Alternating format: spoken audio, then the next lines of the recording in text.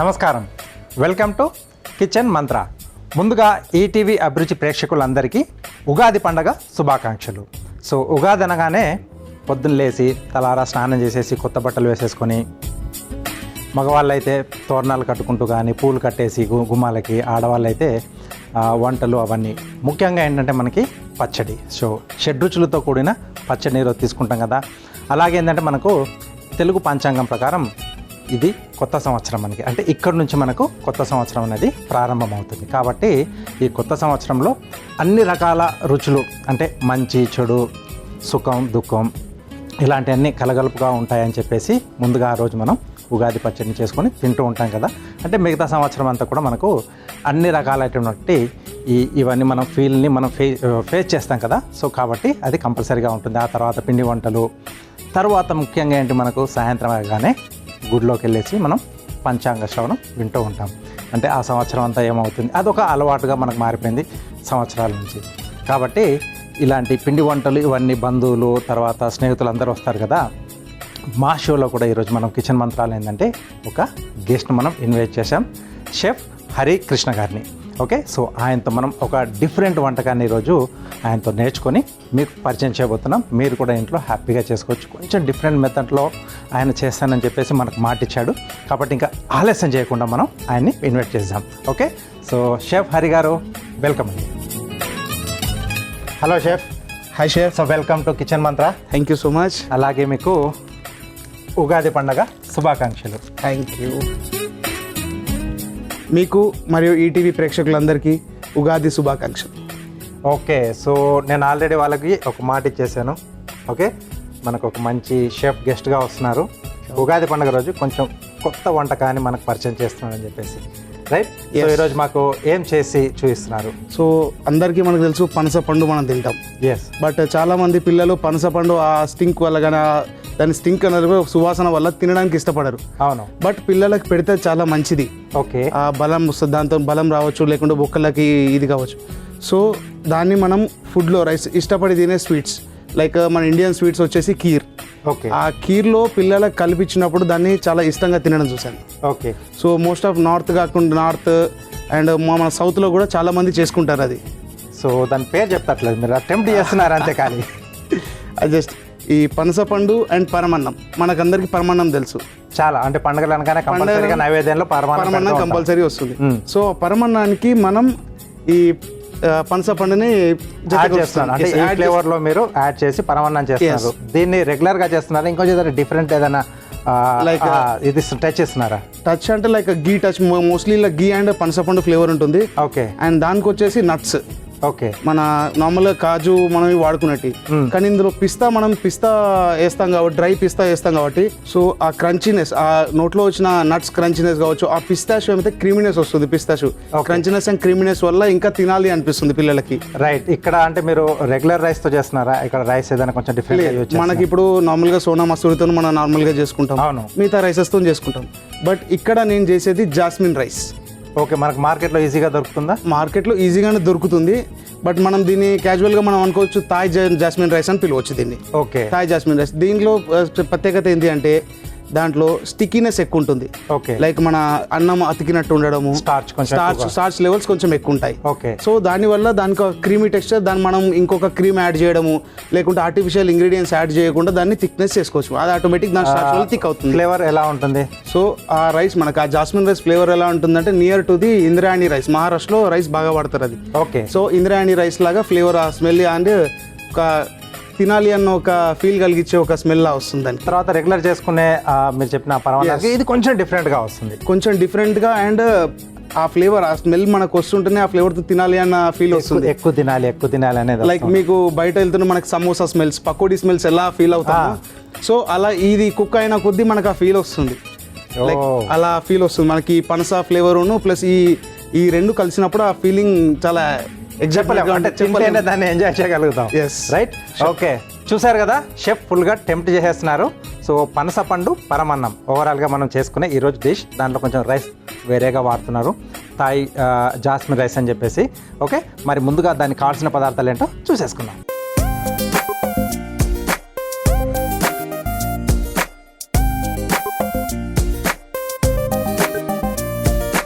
Okay, so పనసపండు పరమాన్నానికి కావాల్సిన పదార్థాలన్నీ ఇక్కడ మనకు సిద్ధంగా ఉన్నాయి. ఓకే, సో చేయడానికి షెఫ్ కూడా రెడీగా ఉన్నాడు. షెఫ్ స్టార్ట్ చేసేద్దామా? స్టార్ట్ చేద్దాం.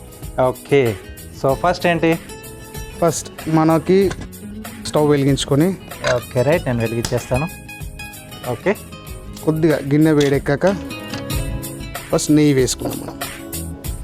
So spoons. జస్ట్ మరీ ఎక్కువగా కాకుండా ఓకే, కొద్దిగా జస్ట్ ఒక ఆ హాఫ్ ఆ గీ ఫ్లేవర్ రావడానికి ఓకే, హాఫ్ టేబుల్ స్పూన్ గీ వేసుకుంటాం. సో దీంట్లో మనం రైస్ అదంతా కొంచెం వేయించుకుంటామా?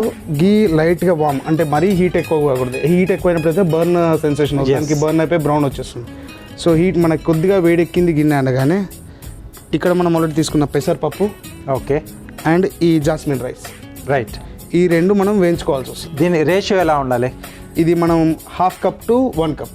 ఓకే, సో అది రైస్ 1 కప్ ఉంటే రైస్ 1 కప్ ఉంటే మనకి దాల్ 1/2 కప్ ఉండాలి. రైట్. సో ఈ రైస్ అండ్ దాల్ వేయించుకోవడానికి గల కారణాలు, మనకి నార్మల్ రైస్ మనకి చిన్నపిల్లలకు ఉగ్గు పెడతాం చిన్నప్పుడు, లైక్ అన్ని పప్పులు వేయించి మనం పెడతాం ఈజీగా డైజెస్ట్ కావడం. ఇది ఇప్పుడు ఈ రైస్ మనకి ఈజీగా బాయిల్ కావడానికి మనం చేయాల్సి వస్తుంది. కొంచెం వేయించడం వల్ల వేయించడం వల్ల దాని క్రాకీనెస్ వస్తుంది రైస్కి. రైట్, సో ప్రాసెస్లో కూడా మనకు కొంచెం తక్కువ టైంలో ఉడికిపోతుంది. తక్కువ టైంలో ఉడుకుతుంది. అండ్ మనం ఇంకా లైక్ రైస్ కుక్కర్స్ అవన్నీ వాడుతుంటాం ఇంట్లో, అవన్నీ వాడి జస్ట్ మనకి సింపుల్ కుక్కర్లో చేసుకోవచ్చు ఇది ఈజీగా. రైస్ మనకి ఓవర్ మ్యాష్ కాకుండా లైట్గా ఉన్నప్పుడు మనం తీసుకోవాలి దీన్ని. రైట్, లైక్ మనము మన రెగ్యులర్ రైస్ కుక్కర్లో పెట్టినప్పుడు ఏమవుతుంది, మ్యాష్ అయిపోవడం, మ్యాష్ అయిపోయి కొంచెం మెత్తగా అయిపోతుంది. Yes. సో అప్పుడు ఏమవుతుంది అంటే అది మిల్క్ అబ్జర్వ్ చేయదు, రైస్ ఆల్రెడీ వాటర్ని అబ్జర్వ్ చేసి ఉంటుంది కాబట్టి మిల్క్ అబ్జర్వ్ చేయదు. ఓకే, సో చాలా మందికి తినబుద్ధి కాదు, మనం ఆ కుక్కర్లో వేసి చేసుకున్నాం అని అనుకుంటారు. బట్ అది చేసే వరకు ఏమవుతుంది అంటే రైస్ తీసుకోకపోయేసరికి రైస్ ఫ్లేవర్ ఉండిపోతుంది దాంట్లో. అది పంట కింద నలిగినప్పుడు మనకు ఆ ఫ్లేవర్ అనేది రైస్ ఫ్లేవర్ వస్తుంది, మనకు ఆ స్వీట్నెస్ కానీ మనకి షుగర్ కానీ మిల్క్ కానీ డిఫరెంట్గా తెలుస్తుంది. ఎస్. So what next? ఇప్పుడు మనకి ఆ స్మెల్ వస్తుంది, లైక్ పప్పు కానీ రైస్ కానీ వేగిన స్మెల్ వస్తుంది. ఎస్, కొంచెం దూరంగా వేగితే మంచి స్మెల్ వస్తుంది, అరోమా వస్తుంది కదా. సో దీంట్లో వాటర్ వేసేసుకుంటాం. సో మనం దీనికి already 1 cup of rice and 1 cup of తీసుకున్నాం. సో యాజ్ పర్ లెంత్ గానే మనం వాటర్ తీసుకుందాం దీంట్లో, ఎందుకంటే మనకు ఓవర్ బాయిల్ కాకూడదు కనుక.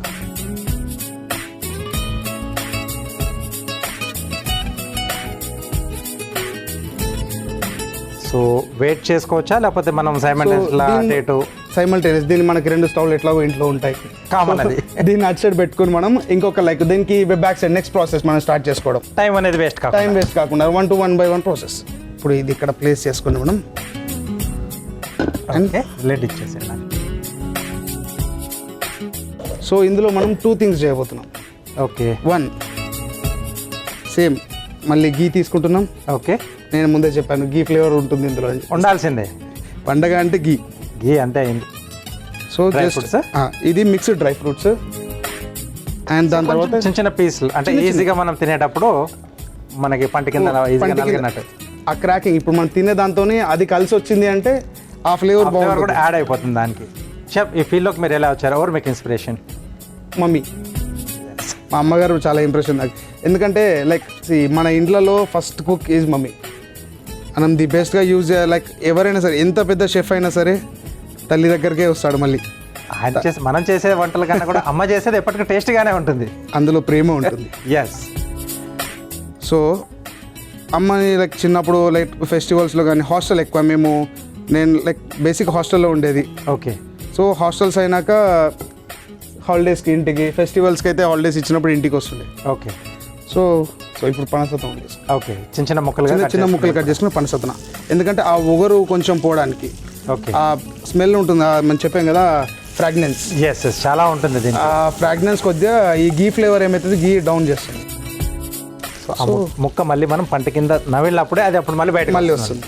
ఆ గీ కుక్ అయ్యేసరికి ఏమైందంటే ఫ్రాగ్నెన్స్ అందులో లాక్ అయిపోతుంది.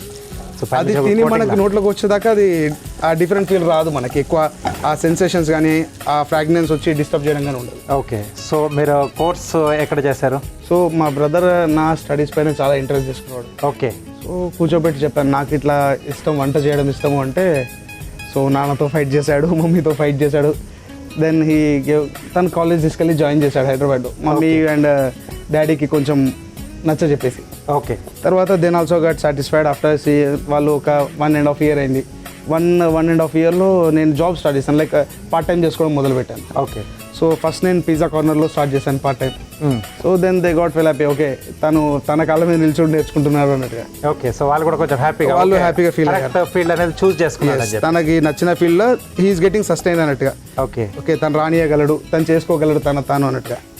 Okay then started. Okay fine, అక్కడ నుంచి స్టార్ట్ అయిపోయింది జర్నీ. సో ఎక్కడెక్కడ మీరు చేశారు, ప్రెసెంట్ ఎక్కడ చేస్తున్నారు? ప్రజెంట్ ఫస్ట్ నేను జాబ్ స్టార్ట్ చేసింది పిజ్జా కార్నర్ హబ్సిగూడల నుంచి. చిన్న store and the first store of India pizza corner అనేది. దాని తర్వాత నేను అక్కడ నుంచి టీ ట్రయల్స్ అన్న ఒక దాంట్లో మళ్ళీ పార్ట్ టైం చేసుకున్నాను. అంటే నా స్టడీస్ అండ్ ఎడ్యుకేషన్ కంప్లీట్ అయ్యే వరకు నేను జస్ట్ పార్ట్ టైం చేసుకున్నాను. ఓకే. మనందరికీ ఫోన్లో ఉండే గూగుల్. సో వాళ్ళ కంపెనీ ఏదైతే మెయిన్ బేస్ ఉందో మనకి ఇక్కడ ఈ కంపాస్ మాదాపూర్లో మనకి వాళ్ళకి మెయిన్ బేస్. అవును. సో దాంట్లో కంపాస్ గ్రూప్ నుంచి, కంపాస్ ఫుడ్స్ ప్రైవేట్ లిమిటెడ్ నుంచి నేను ఫస్ట్ కామిత్రీగా జాయిన్ అయ్యాను. Okay. High standard company. Right. Then దాని తర్వాత 1 year కంప్లీట్ చేసుకొని అక్కడ నుంచి 040 బ్రీవరీ అని మనకి రోడ్ నెంబర్ 10లో ఉంది బంజారాస్. ఓకే. సో దాని తర్వాత పబ్ లైన్లోకి ఎంటర్ అయ్యాను. పబ్ లైన్లో 040 తర్వాత 2-3 లైక్ రివాల్ట్, దాని తర్వాత చేసుకుంటూ వీ కేమ్ టు చురాల్టో. దెన్ వద్దు పబ్ లైఫ్ ఇక మనకు వద్దు అని చెప్పేసి చురాల్టోకి రావడం జరిగింది. రైట్. చురాల్టో ఇస్ ఏ రెస్టారెంట్, అంటే పాటిసేరియా అండ్ బిస్ట్రో ఉంటుంది. ఓకే. సో దాంట్లోకి రావడం జరిగింది. అక్కడ ఒక 2 years షూ షెఫ్గా చేశాను.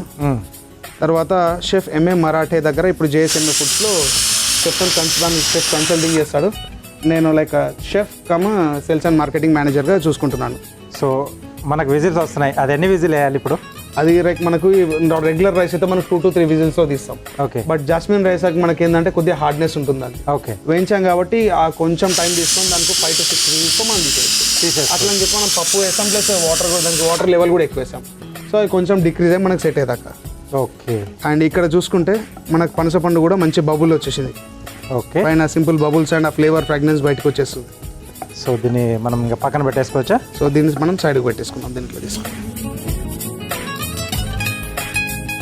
సింపుల్, ఈజీ అయిపోయింది. మనకు అది అక్కడ కుకింగ్ అయ్యేలోపు మిగతా ప్రాసెస్ స్టార్ట్ అయిపోతుంది మనకి. ఓకే.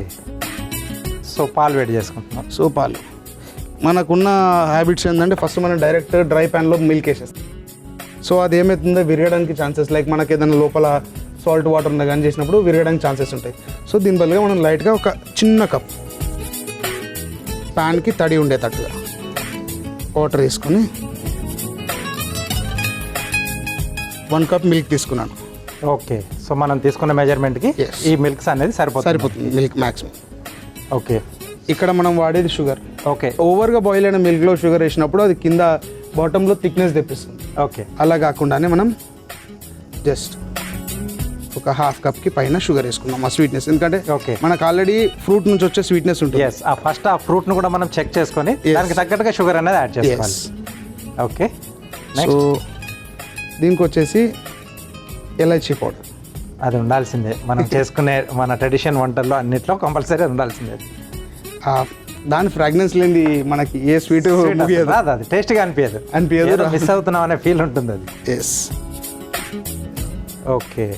ఇక్కడ నాకు నచ్చిన దాంట్లో కాంటినెంటల్ ఎక్కువ నేను ఇంట్రెస్ట్ చూపించి చేసుకున్నాను. ఓకే. షెఫ్ ఎంతవరకు వచ్చింది? మనది పాలు మరిగాయి, ప్లస్ మన స్టీమ్ ఆల్రెడీ రిలీజ్ అయిపోయింది. ఓపెన్ చేయనా? సో ఓపెన్ చేసేసి ఓన్లీ నెక్స్ట్ 3 step ప్రాసెస్లో మనం దీన్ని ఫినిష్. ఓకే. కుల్జా సిమ్. ఓకే. సో ఇప్పుడు పాలు కూడా మంచిగా మరిగాయి. సో ఈ టెక్స్చర్లో వస్తే చాలు మనకి. ఎస్. So what next? ఇక్కడ తీసేసుకుందాం. ఇక్కడ పాలు మనకి నార్మల్గా మనం తక్కువ క్వాంటిటీలో పాలు తీసుకున్నాం, ఎందుకంటే మనకి దాంట్లో ఉన్న ఫ్లేవర్స్ మనకి పోవడానికి ఇష్టం లేదు. ఓకే. సో లైట్గా పాలు వేసుకుంటాం మనం. సో ఇప్పుడు మనం జస్ట్ కలుపుకున్నాం దీన్ని. ఓకే. కొన్ని డ్రై నట్స్ చెప్పినట్టుగా ఓకే, మనం దీన్ని నెయ్యిలో వేయించుకున్న dry nuts. Okay. And more over ఇక్కడ మనం నేతిలో సేమ్ ఫ్రాగ్రెన్స్ తగ్గడానికి యూజ్ చేస్తాం. పంచతొనకల ముక్కలు తీసుకున్నాం, ఇందులో వేసుకున్నాం.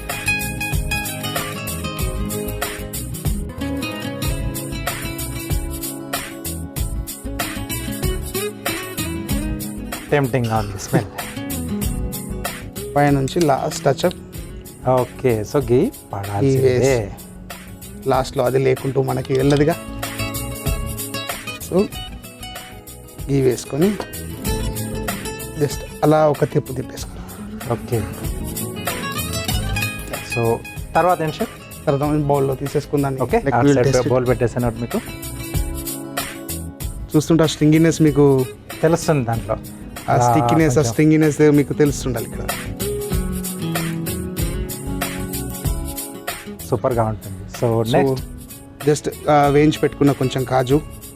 Okay, just simple garnish. Indian ఫుడ్స్కి లిటరల్గా చూసుకుంటే ఎక్కువ గార్నిష్ మనకు అవసరం లేదు. అండ్ అంటే చెప్పాం కదా మన మమ్మీస్ అనేది వాళ్ళు ఎంత బాగా అలంకరించుకుంటారో డిష్ని కూడా అంత బాగా అలంకరిస్తారు. ఇప్పుడు లైక్ క్రంబుల్డ్ ఆల్మండ్స్ అండ్ పిస్తాషియో మనం సిన్గా ట్రిమ్ చేసుకుని, ఓకే, సన్నగా తరిగిన డ్రై ఫ్రూట్స్. ఎస్. సో ఇప్పుడు మనం దీనిపైన గార్నిష్ అయినాక పనస తునల్ని సన్నగా తురుముకున్నాం మనం. ఓకే, సో లైట్గా దీనికి పైన చూడగానే తెలిసిపోతుంది పలానా ఫ్లేవర్ దీంట్లో ఉంది. రాజు గారు, పనస పండు పరమాన్నం రెడీ. రైట్. ఓకే, చూసారు కదా, మంచి స్మెల్ వస్తుంది, సూపర్గా ఉంటుంది. ఎందుకంటే పనసపండు దీంట్లో యాడ్ చేశారు. తర్వాత కొంచెం డిఫరెంట్గా మనకు జాస్మిన్ రైస్ కూడా దీంట్లో యాడ్ చేశారు కదా.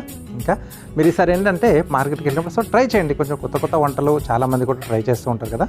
ఇది కంపల్సరీ ఈసారి ఉగాది రోజు నేను ఇచ్చిన మాట ప్రకారం షెఫ్తో కొత్తగా మన రెగ్యులర్గా చేస్తుందని కొంచెం కొత్త విధానంలో మీకు పరిచయం చేశారనమాట. సరేనా?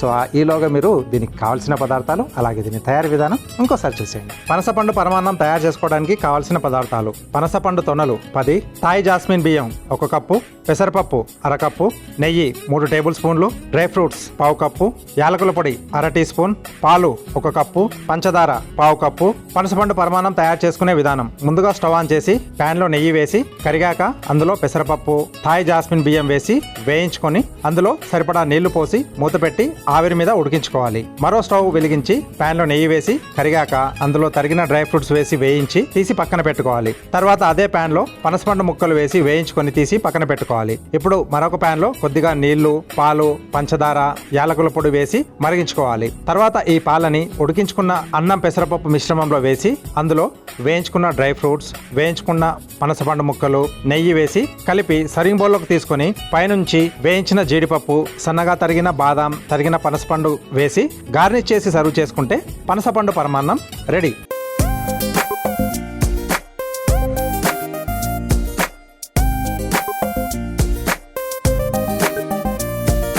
కావాల్సిన పదార్థాలు అలాగే తయారీ విధానం చూశారు కదా. సో ఇది ఇలా మన పండుగలప్పుడే కాకుండా మనకు నచ్చినప్పుడు సీజనల్ ఫ్రూట్స్తో కూడా తయారు చేసుకొని తినొచ్చు. రైట్? ఇది తప్పకుండా ట్రై చేయండి. Next carving art.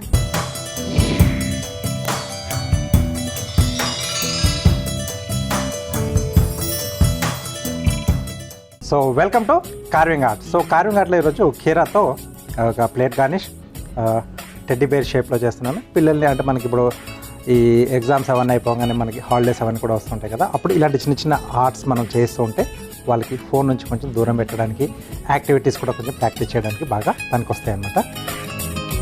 షేప్ ఇది మెయిన్ కదా, మనం ఫుడ్ వండిన తర్వాత గార్నిష్ అని దానికి గార్నిష్ మేండేటరీ ఉంటుంది. లైక్ మనం అన్ని రెడీ అయ్యాక మనకి ఎలా మేకప్ సేమ్ అలానే ఇది మనం ఫీల్ అయ్యేలాగా.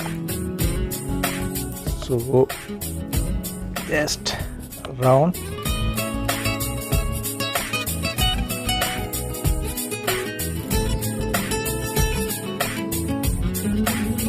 స్లాంట్, సో దట్ దీంట్లో మనం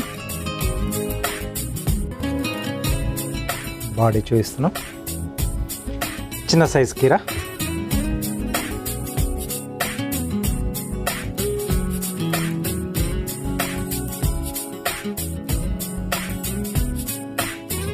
సో టోటల్ 6.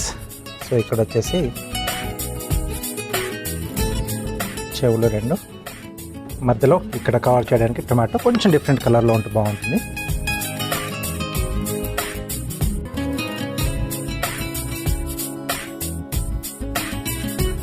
ఓకే, సో ఇది ఓవర్లాప్ అని చేయొచ్చు, లేకపోతే కొంచెం మనకు క్లియర్ కనబడాలనుకుంటే ఇలా పెట్టచ్చు, లేదు ఇంకొంచెం క్లారిటీ అనుకుంటే ఒక్క దాంట్లోనే హాఫ్ చేసి అంటే ప్లేట్ని పట్టేసి మనం. నెక్స్ట్ ఐస్, ఇక్కడ బ్లాక్ గ్రేప్స్ తీసుకుంటున్నాను.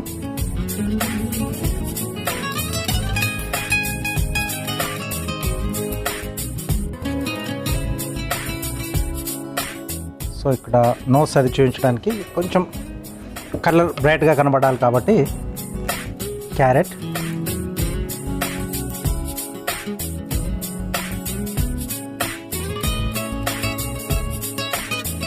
లేదా రాడిష్ అయినా వాడుకోవచ్చు. దీంట్లోనే గ్రేప్లో కొద్దిగా అవెల్ షేప్లో ఒక చిన్న పీస్ కట్ చేస్తున్నాను.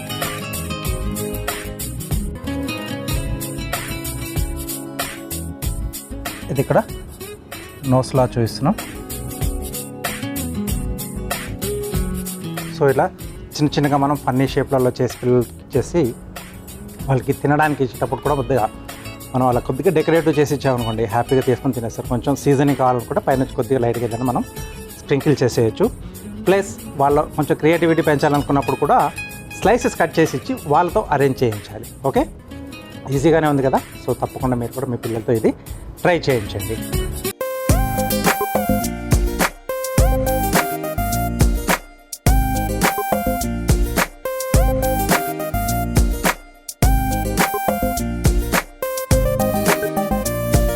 షెఫ్ చిట్కాలో మీకోసం ఒక మంచి చిట్కా. షెఫ్ చిట్కాలో మీకోసం ఒక మంచి చిట్కా. సో జనరల్గా మనం పండుగల సందర్భంలో రకరకాలైన స్వీట్లు చేసుకుంటుంటాం. దాంట్లో మెయిన్గా ఏంటంటే ఇన్స్టెంట్గా మనం తినడానికి వచ్చిన గెస్ట్లకు పెట్టడానికి హల్వాలు కానీ లేకపోతే ఖీర్లు కానీ చేస్తూ ఉంటాం కదా. ఏ రకమైనటువంటి మనం ఆ ఖీర్లు చేసినా వాటిని టేస్ట్ ఇంకొంచెం ఎన్హాన్స్ చేయడానికి ఎండింగ్లో వాటిలో కొద్దిగా వేయించిన కొబ్బరి పొడి కానీ లేదా వేయించిన నువ్వులను కానీ లేకపోతే వేయించిన పల్లీలను కచ్చాపచ్చాగా దంచి కొంచెం యాడ్ చేసి చూడండి, టేస్ట్ అదిరిపోతుంది, కొంచెం డిఫరెంట్గా వస్తుంది. చూసారు కదా, కార్వింగ్స్ అంటే పెద్దగా హార్డ్గా ఏం కాదు. స్లైసెస్తో మనం మంచి మంచి డిజైన్స్, చిన్న చిన్న పిల్లలకు కావాల్సిన కార్టూన్ క్యారెక్టర్స్ అన్ని కూడా దీంట్లో మనం తయారు చేసేయచ్చు. Next tasting time. Okay, so Ugadi స్పెషల్గా మనం తయారు చేసుకున్న, అది కూడా హరికృష్ణ షెఫ్ గారు తయారు చేసినటువంటి పనసపండు పరమాన్నం రెడీగా ఉంది. సో టేస్ట్ చేసేస్తాను, ఎందుకంటే స్మెల్ టెంప్ట్ చేసేస్తుంది నన్ను. షెఫ్ మీరు గెస్ట్ అయినా నేను ముందు తీసేసుకుంటాను. ఓకే,